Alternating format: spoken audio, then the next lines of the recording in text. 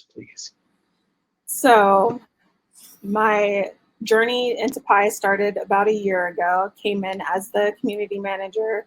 I used my background in organization and research, and just kind of having the drive to help and support entrepreneurs. I had a friend that I did a lot of hobby work with for 5 years prior, as like my side job of working a regular day job that I hated.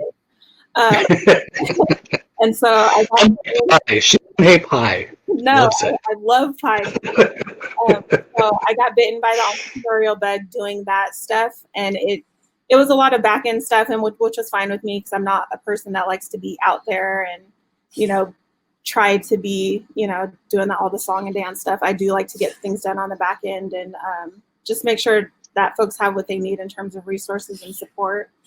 Like I said, I came to Pi a year ago. I got told about the opportunity, wanted to check it out and see what it's all about. And I feel like I've found my people. I found my space where I can be as opinionated as I want, help Black people build businesses and other BIPOC founders. I get the opportunity to be in spaces that I never would have saw myself in otherwise. I get to be part of certain conversations that are, my hope is moving the needle on some important ways people are able to do business in Portland. And yeah, did that kind of answer the question? Yep. Roundabout way and how I got to where I am. I had a ton of other stuff that I basically used the skills that I was able to transfer into this position at Pi. Cool. Thank you. Yeah, and so Marquita, we've transitioned her from a community manager role to a program manager role so that she is now also driving more of the program itself. So just to give you some background on Pi, this is our 11th year of being a kind of startup supporting organization. We started in 2009. At its very most basic, Pi is just kind of this ongoing experiment. So we are really kind of trying to test ways that we can help entrepreneurs or founders or startups really build the businesses they want to build here in Portland or this year, wherever they happen to be. We generally partner with corporations. So our current partners include Autodesk, where we run one kind of flavor of Pi, Puppet here in town, which is supporting the kind of traditional version of Pi. And then we're also funded by the city through Prosper Portland. So that's usually a question for folks like, how do you run this thing? So a lot of our funding comes from grants or corporate sponsorship dollars. So we're a nonprofit. The way the program looks this time around, and thank you for submitting a question. I see those starting to roll in.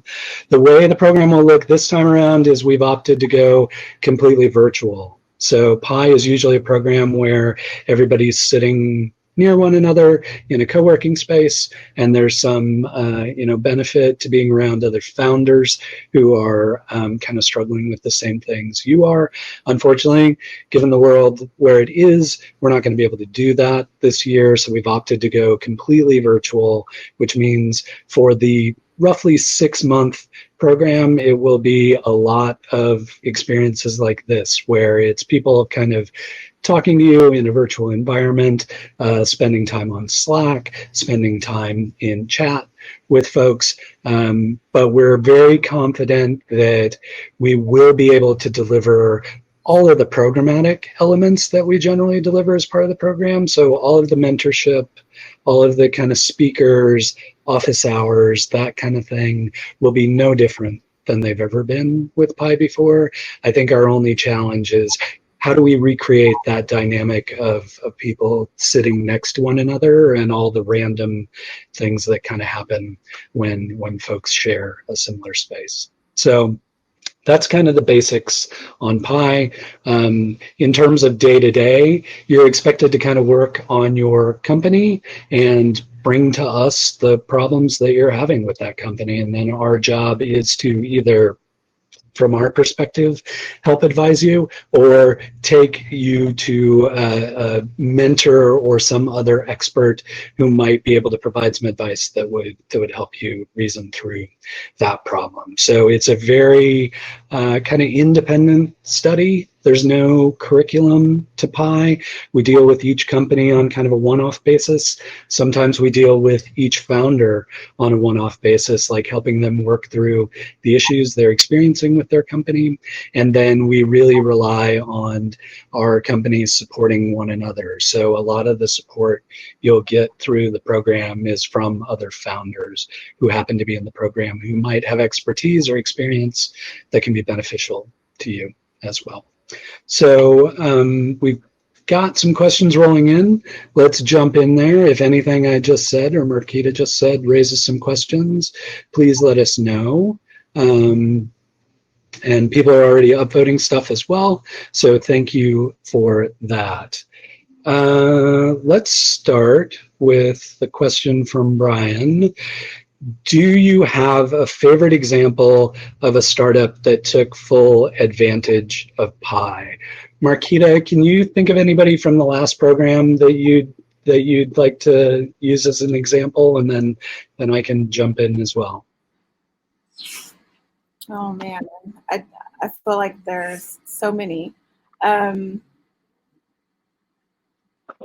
would say from the cohort or from the like mentor and resident. Does it matter? Doesn't matter. No, like which startups? Some of my favorites that just jump off the page are a kid's book about Milk Run and their collaboration with Little Sue. Glory. Yep. Safe, Zipa Hub. I feel like they all took advantage of the program in good ways that worked for their company. Each one different. Specifically, I want to say Glory and their ability to, utilize their peers, but also like pivot when COVID hit and they had just launched. That was huge that they were able to like establish themselves as a team that was able to just create that space of working with their partners and working internally to kind of like think fast and act in the best interest of their customers.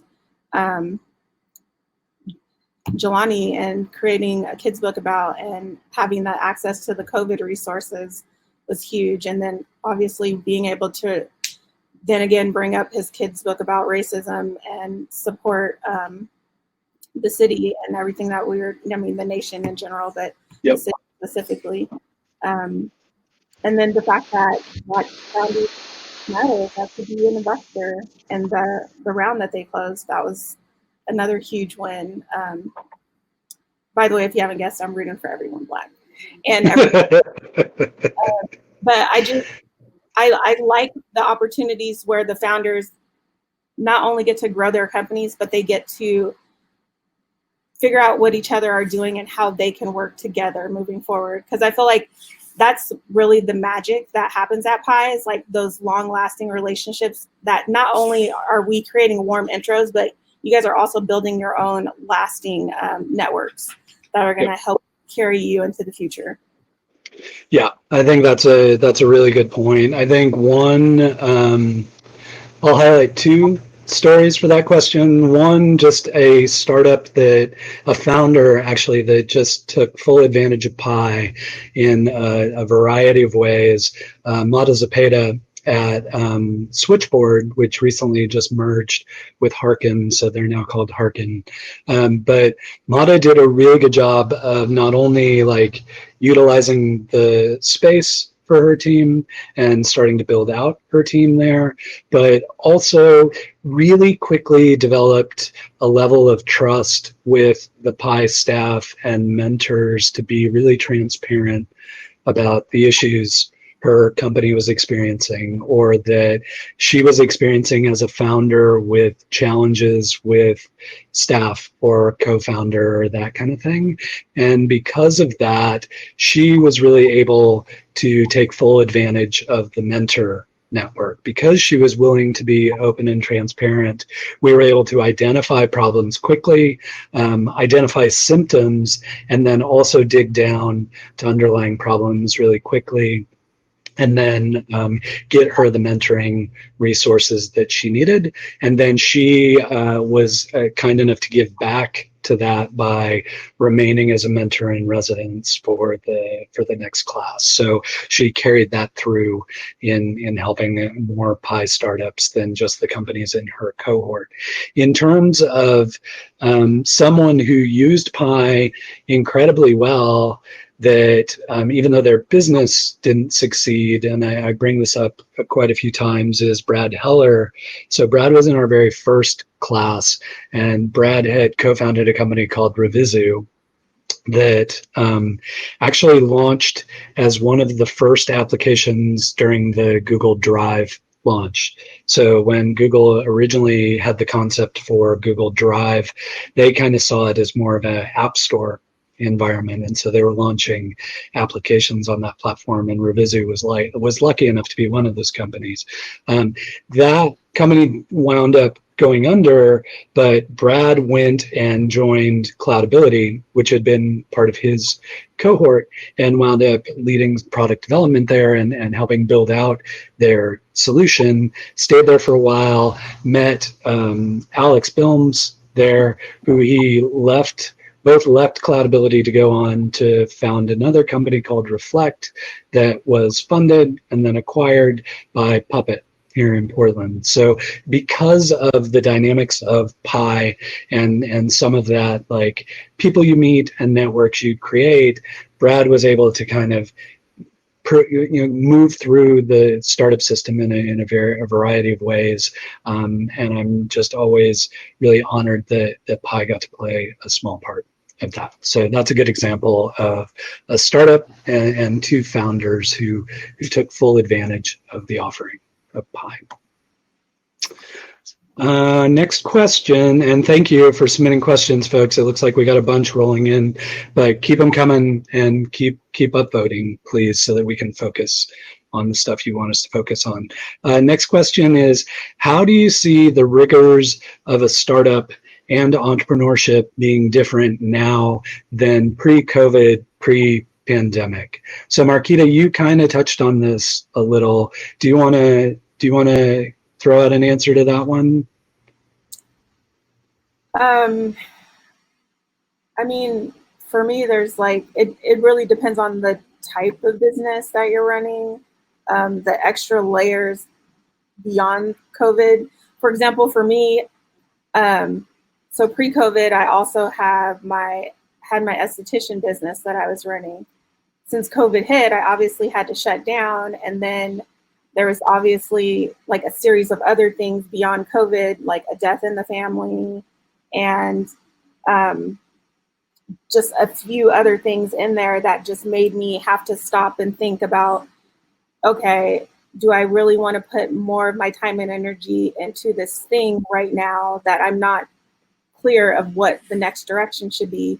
Or do I need to focus my time and energy into these other projects or, Pi stuff even more, because I really enjoy doing those things and that there's a purpose there. Right now with my esthetician business, I didn't feel like there was a purpose for me to continue that work at this moment. And so I've had to put a pause in that work and repurpose that energy into other opportunities and projects that I just feel like are more beneficial for me personally and professionally, but also frees up my time so I can make sure that my family stays good during this time as well. Yep. Yeah, thank you.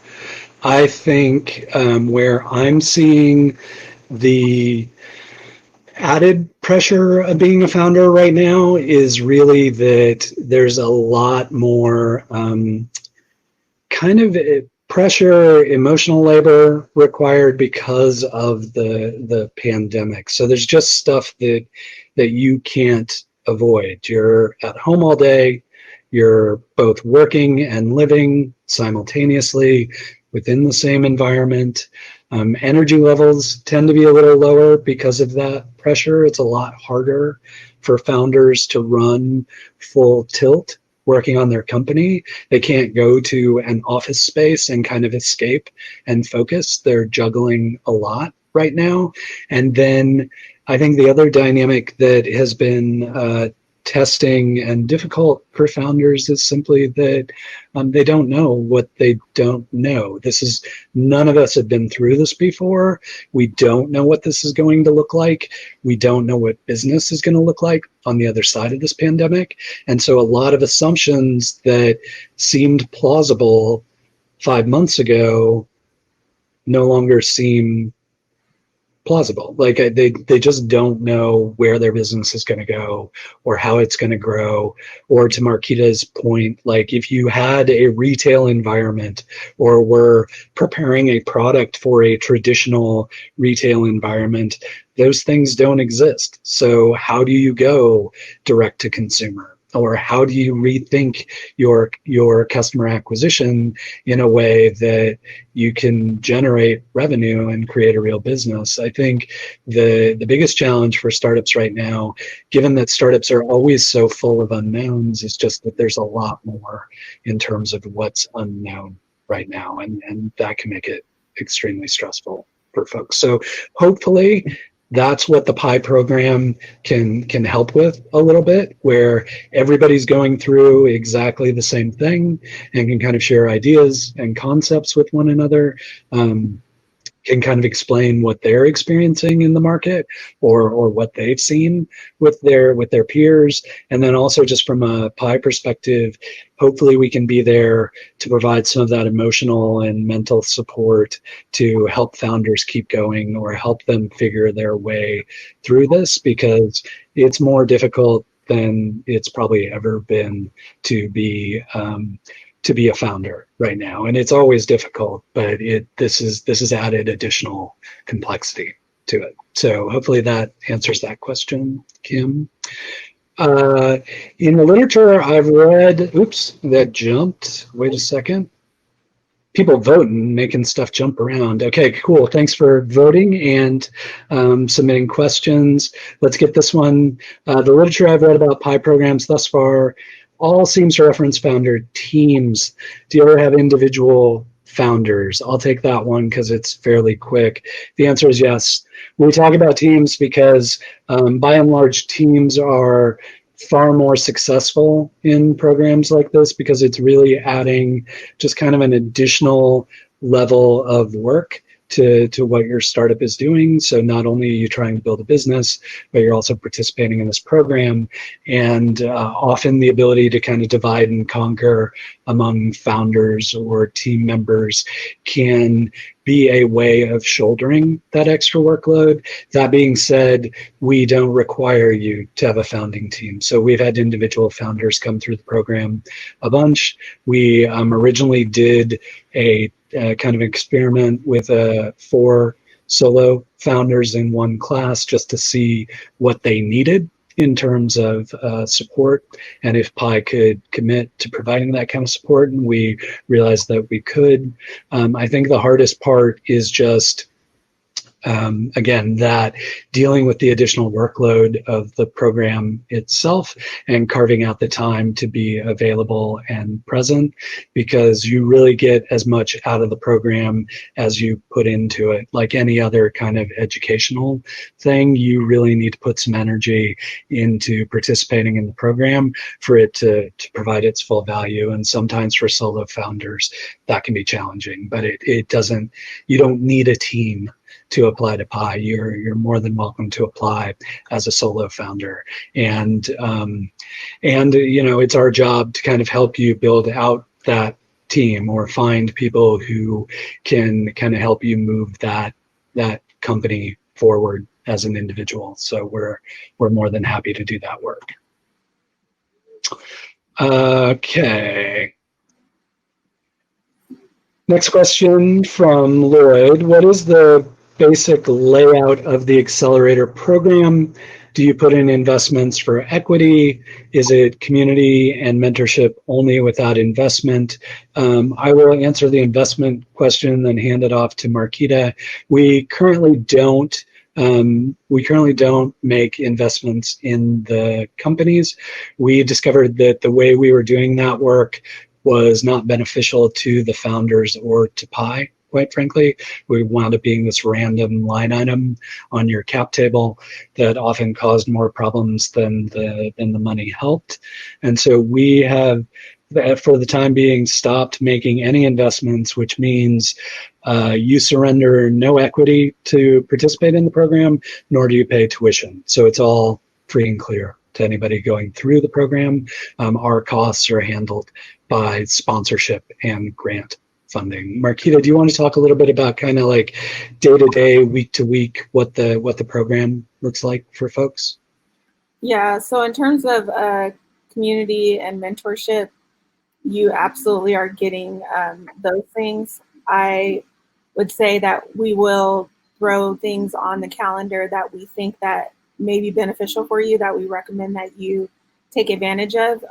Those things will typically be led by a peer or a mentor that is willing to volunteer their time, or sometimes we even have access to folks that are willing to come in and do workshops.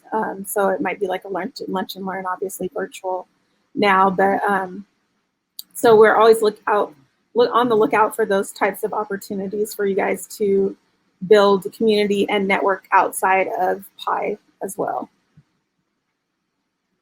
Yeah, and I think day-to-day time commitment wise, given that this is virtual, we're probably going to add a little more complexity to the program, and we kind of wrote a few posts on this to help people better understand what we meant by that. But we'll likely, we've never felt the need to do daily stand-ups before, because we've all been sitting with one another and could kind of readily check in with what was going on. But given that we're all going to be working from home, we'll likely implement some daily stand-up kind of activity. And then it tends to be 2 to 3 speakers a week, so an hour to 90 minutes of your time for that. We do, kind of office hours with staff, so kind of 15-minute check-ins with staff once a week. You're expected to kind of report on your progress week to week. So that shouldn't take any more than half an hour to compose that kind of report. And then any mentor kind of one-on-ones or meetings that we set up with folks. So all told, you're probably losing about 8 hours a week to the program. That you need to figure out how to kind of make time to do that work and to participate in what's happening.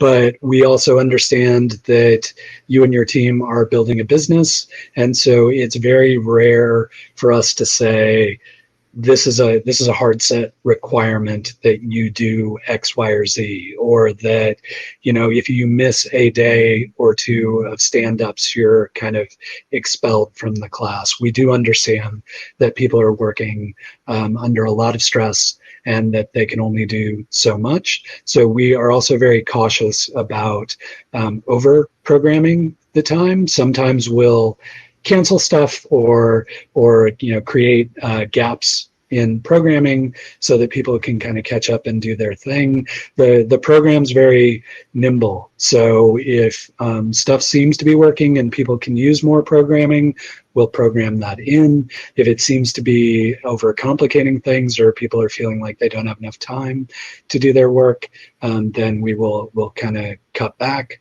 on the programming. And then the one thing I didn't mention, there's also family dinner once a week, which is basically the time that's peer-to-peer for founders to support one another.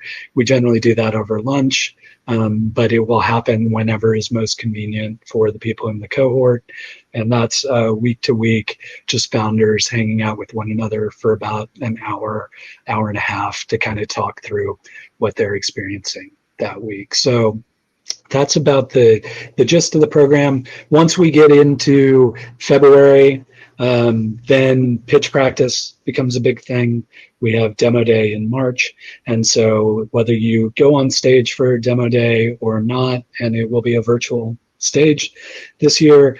You're expected to participate in pitch practice, and so that starts to consume a lot of time for the kind of final 6 weeks before demo day. So that's another expectation, that participating in the program, you will participate in that pitch practice, but we will try again to schedule that in ways that make it that make it not a hardship to be part of that and to participate. So that's the basic thing. But yes, no investment, all community and mentorship.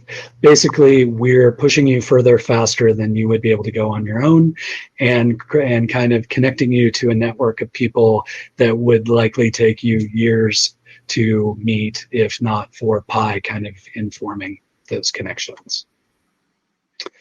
All right. Thanks for all the questions, folks. Yeah, Marquita, go ahead.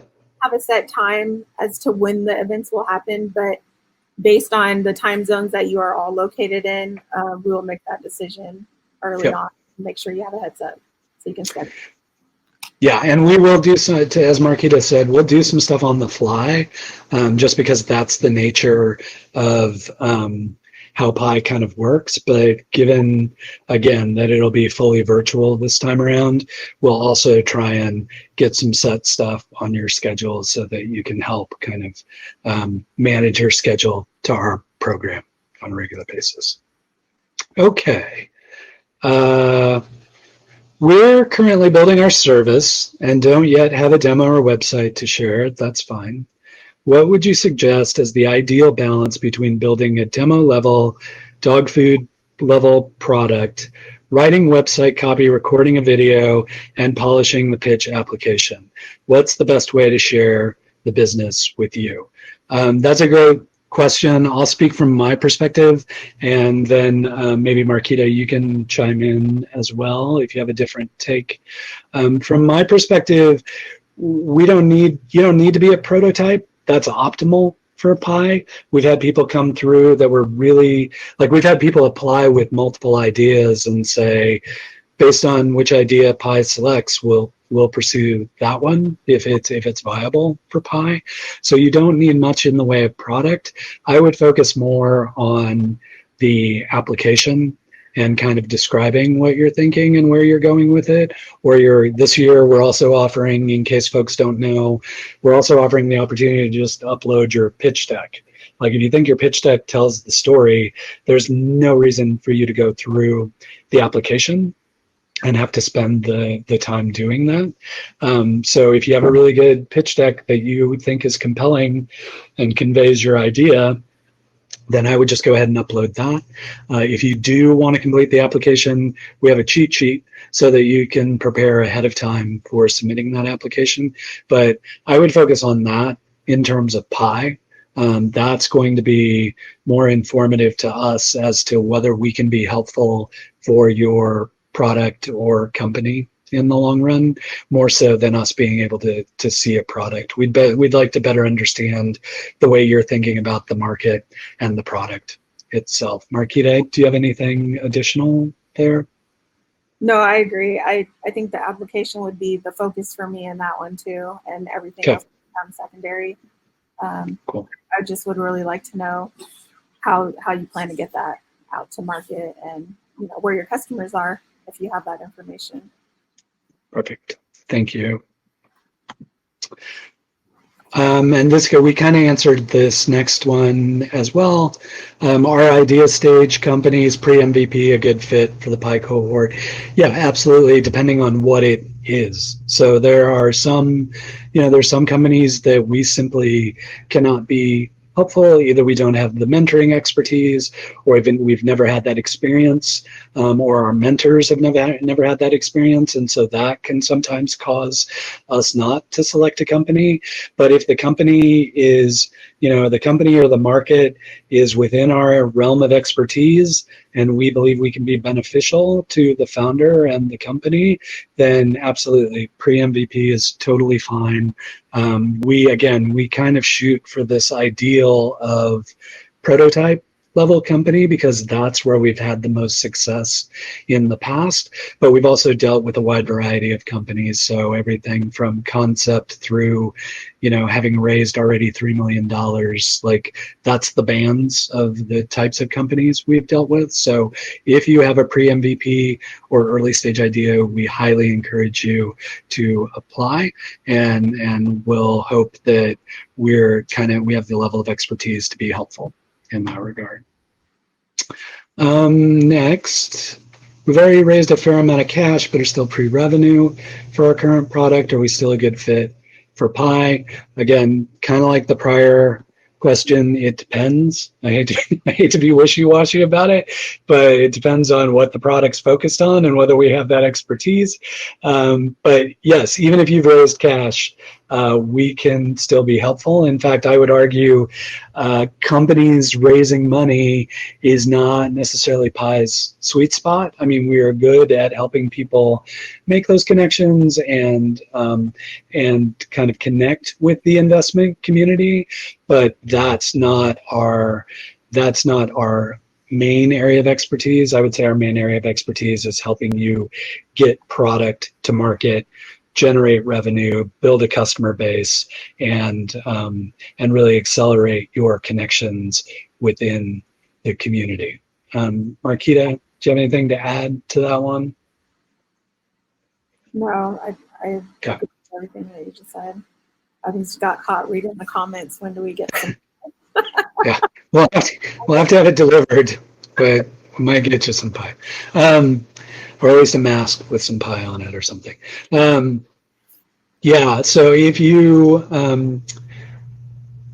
another compelling kind of facet of that is if you have raised money and we have a bunch of companies who are considering raising money, who are part of the cohort, that may be something that inspires us to invite your company into the class, because that peer mentorship could be incredibly valuable for folks. So bear in mind, it's a variety of things that help us make our decision, and it might be helpful for us to kind of just go through that really quickly. So first and foremost, it's the people, founder or founding team. Are they coachable? Do they seem to be on the path to something? If they're a team, do they seem to respect one another's boundaries and have clear roles and responsibilities with the product? Does there seem to be potential opportunity there? Is this something we see either moving into the market or becoming reality within the next 3 to 6 months? Do we think we can get there in the timeline? And then the final facet is really just kind of the serendipity. Like, are there 2 or 3 startups all kind of tangentially working on a similar problem or market? So we'll bring all those folks in together. Are there folks who have certain expertise that would benefit other startups in the cohort, so that we kind of bring them together that way?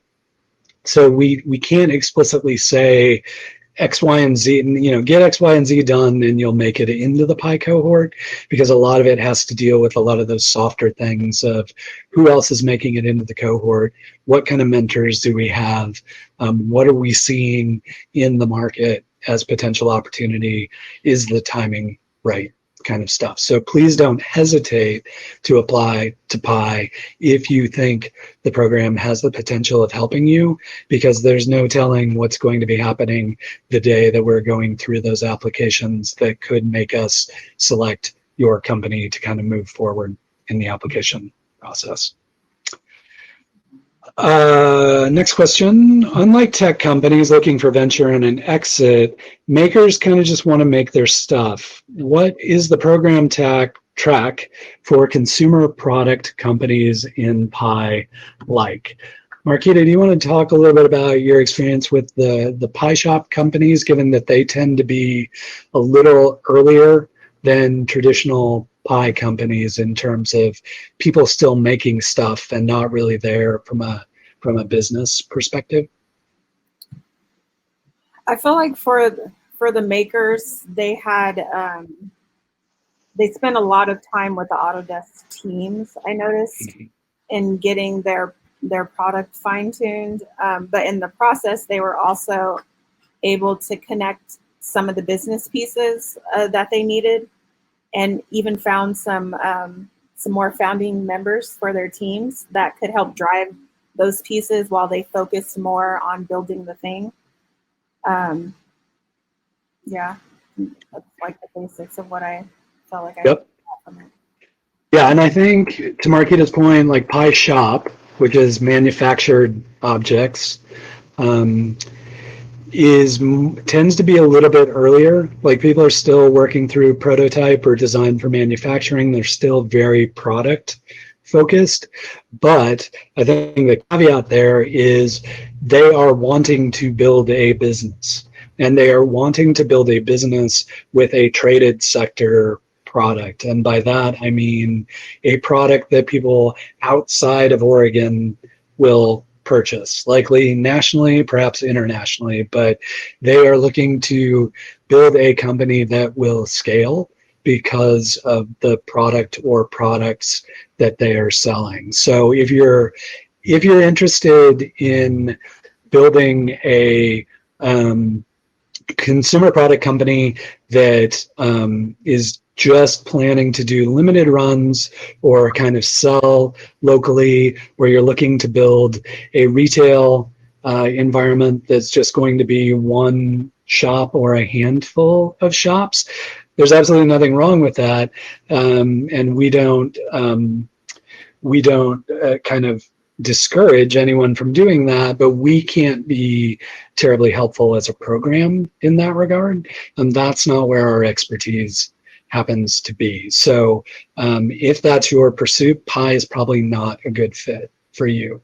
However, if you're working on a product that you're still kind of trying to figure out the exact way it's going to look and feel, how it's going to be manufactured, and you have a belief that it's going to be sold direct to consumer nationally, in retail locations nationally, something along those lines, or again, even internationally, then Pi is probably a pretty good fit for you to help figure out that product, finalize design for manufacturing, and then figure out the business plan and kind of go to market strategy for building that company.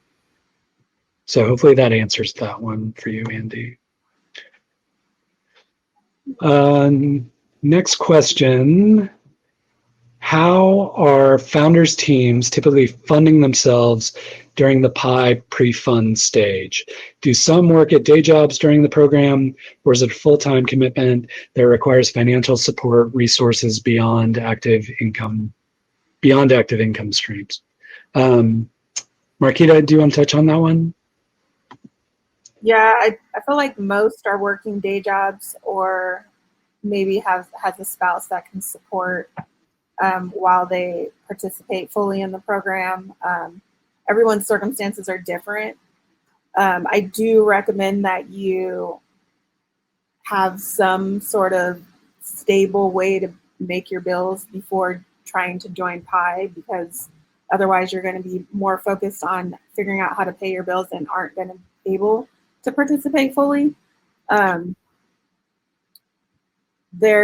feel like there's still opportunity for you to get some of the offerings if you had to, say, just wait and possibly do some of the office hours or wait till a recording of something came out. You can still schedule Pi into your day that way if it works better for you, but being active and participating in live events or family dinners or virtual co-working are all going to be like those sweet spot areas that you're going to get opportunities that we can't record and, kind of provide for you on the fly. Lost you. Oh, you're back. Yeah, totally agree. I think we realize you're a human who has likely family and friends and other things outside of Pi. You need to keep a roof over your head and food on the table. It's always ideal when founders can focus on this business full time, but not being able to focus on it full time does not disqualify you from being part of the program. It's just a, to Marquita's point, sometimes things happen unexpectedly, or opportunities arise unexpectedly, and being able and available to participate in those opportunities can be beneficial to your company. So I think in order to get the full value of the program, being full-time is probably the best way to go, but also understand that you can get a lot of value out of the program even if you're still working a day job. So we've had any number of companies come through who've been kind of juggling those two things, and we don't shy away from that kind of stuff. People build businesses in all kinds of different ways, and we want to understand the challenges that folks have. So that's incredibly beneficial to us too, to get some of that learning as we go along helping your company. So hopefully that answers that one. Next question. I have a business partner who has startup and exit experience. However, I'm a first-time founder. Am I allowed to apply? Would you want to meet my partner? Marquita, you want to take that? Sure. Yes, you're absolutely allowed to apply. No, go away. Yeah. We would absolutely want to meet your partner during the interview.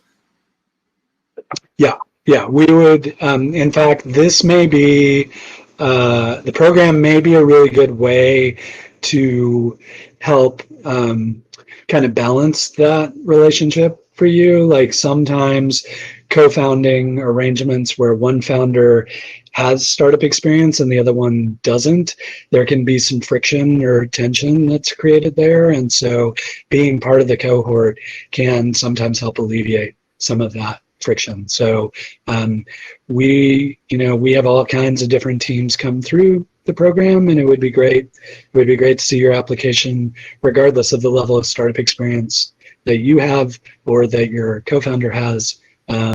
We can work with pretty much any type of team. So yes, please apply. Next question. Oh, one just jumped to the top, so we'll take that one. We've developed a very good working prototype with a filed patent for a kitchen tool. I'll skip the description. It's really cool. Next steps are finalized design and packaging, tooling, brand, e-com launch, optimization. We have a ton of direct-to-consumer online marketing experience, but less in product development, packaging, and elements of physical product creation. Might Pi be a fit? How could you all help get this to market? All right. So this is a good spot for me to say, Pi doesn't actually do anything. We don't do the work. The founders do the work. The mentors don't do the work. We don't do the work. We just provide advice on the work you should be doing. So you're not going to get consultancy, advisorship, us writing your marketing copy, like that kind of work. It's mentorship. So it's, were I in your shoes, this is what I would suggest, and getting a lot of that from a lot of different perspectives. So I want to make sure that folks don't think they're getting any work or work product out of this program. That's not what it's designed to do. You're still doing the work when it comes to the company. That being said, specifically in terms of product development and packaging and design for manufacturing and all that kind of stuff, I think in terms of Pi Shop, our Autodesk mentors and Miguel, who may be in chat with us, who's our shop manager. Hey, Miguel, can be super helpful in that regard and pretty hands-on with that advice. But again, not to the point of doing the work for you, more on kind of mentoring and suggesting things you might pursue. So we won't physically help you get your product to market. That's not our role. We'll just mentor you on how to do that. So hopefully that kind of answers that question and sets that level of expectation with what we're hoping the startups get out of the program. Okay. Next question, and I'll throw this one to Marquita. Does participating in other incubators programs have an impact on your Pi application? I'm in Mozilla's program for the summer, but it will be over before Pi begins. Marquita? I mean, not as far as I know. I can only see it adding value, seeing as we're connecting you with community and mentorship. And so like if you're struggling in another area in your program and in your other program and you're at Pi, I would say to leverage Pi's expertise in maybe some of those areas that you're having struggles with to get clarity on where it is that you're struggling with elsewhere. So really it could just be used as like a tool in your arsenal of what do I do next? Or where do I go for help? Totally. Yeah, and we've had people go through Pi in parallel with other programs. So like a, Founders Gym or Y Combinator startup school, like people have done that while they've been part of Pi. So we're perfectly willing to support that kind of work. People have even gone through a Techstars program while they've been part of Pi. They had to split up the founding team to participate in both, but they've done it. It's possible. And the other kind of important aspect of that is a lot of our founders, when we sit down with them, aspire to getting into another program of some sort. So they want to go through Techstars or they want to go through Y Combinator, and establishing that as a goal for your company early in the program can help us help you work toward that goal. So we're very comfortable helping companies prepare for that kind of next accelerator program or next stage of what they want to be doing. Here locally, Accelerate Fund is another good example, right? So we know we'll get folks in the program who want to go into Accelerate or who want to go into Techstars. And so establishing that that's your goal sooner rather than later can help us work toward that end. And likewise, if you're brought into the program having come through another incubator program, kind of sharing with us what you feel like you've got dialed or figured out and where you feel like you could use more help, that will help us kind of right size the program to your needs as a founder. So hopefully that answers that question, Liz. Thank you for asking. Next question, how many companies founders are you looking to accept this year? Do you have a number of acceptance rates in mind, or does the number depend on the quality of applications? I'll go ahead and take that one. Thanks for the question, Michelle. Usually we're only constrained by the space we have available, so the physical space. So last year, our last class, our cohort was upwards of 40 companies because we had plenty of space to support 40 companies.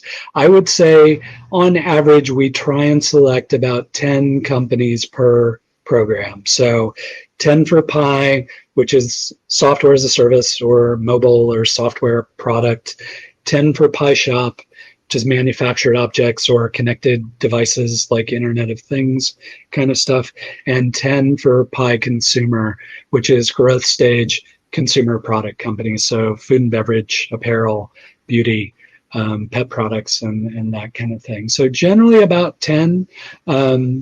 Sometimes it depends on the number of people. Like if we wind up with a bunch of companies that have teams of 4 or 5 people, then we will likely take fewer companies because there are just more people to deal with.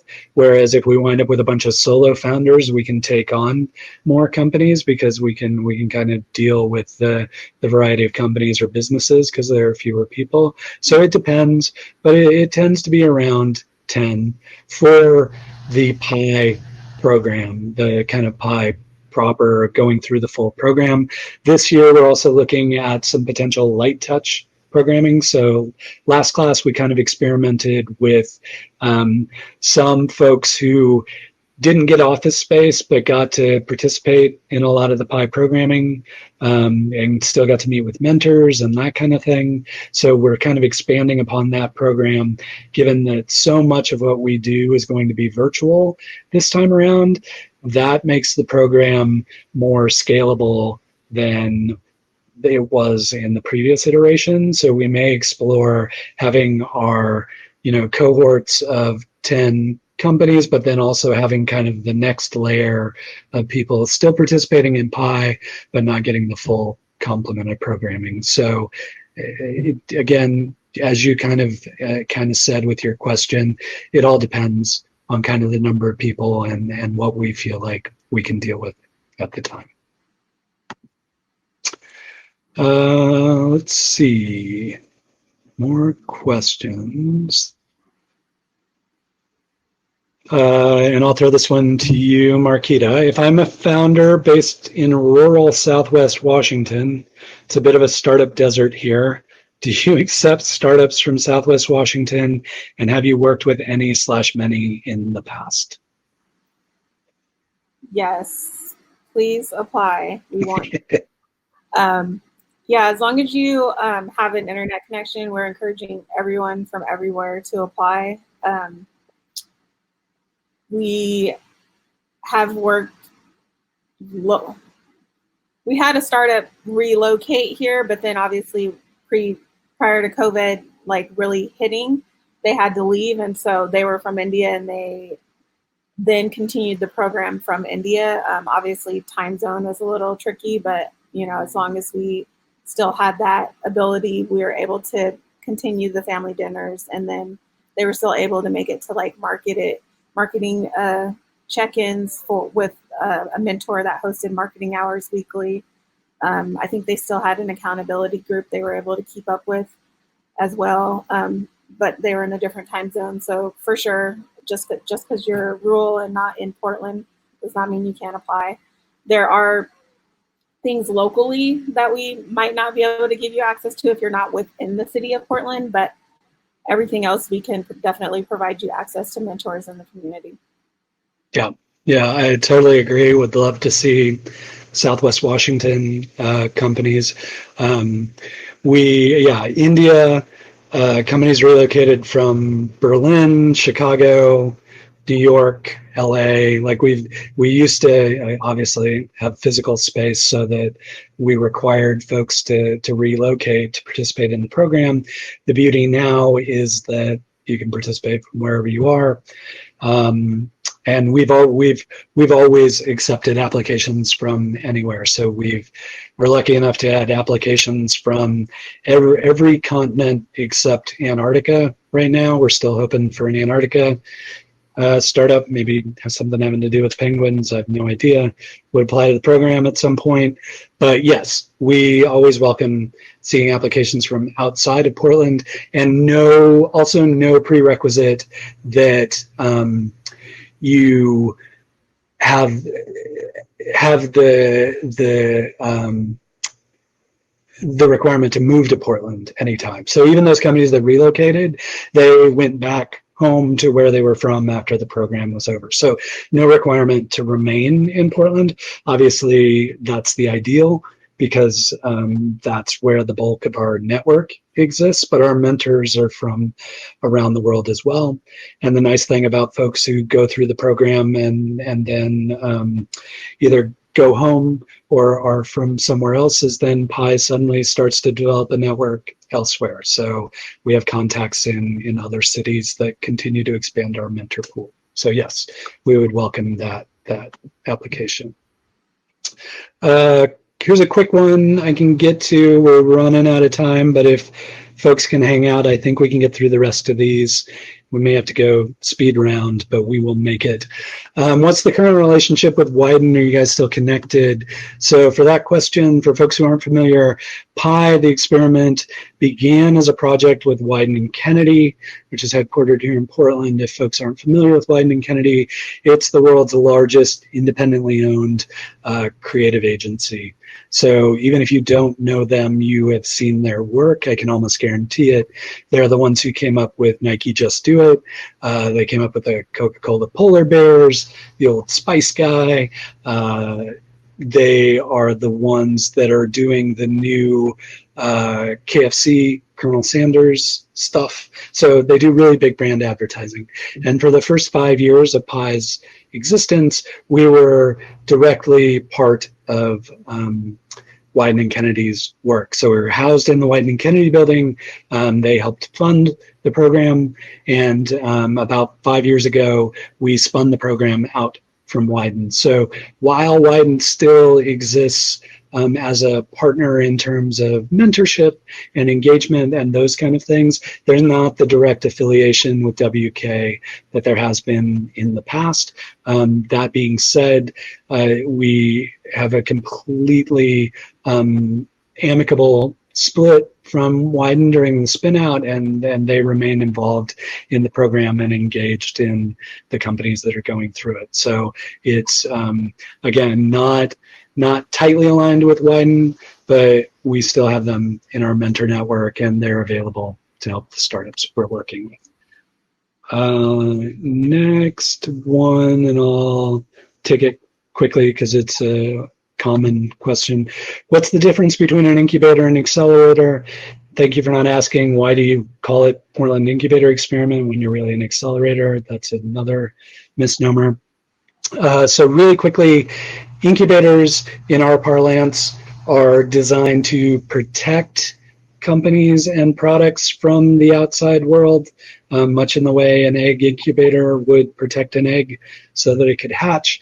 Accelerators in our lexicon are designed to expose you to the real world more rapidly than you would experience it on your own. So to put it in kind of the context of like the automotive world, incubators are kind of the place that people design the cars and maybe even manufacture the cars.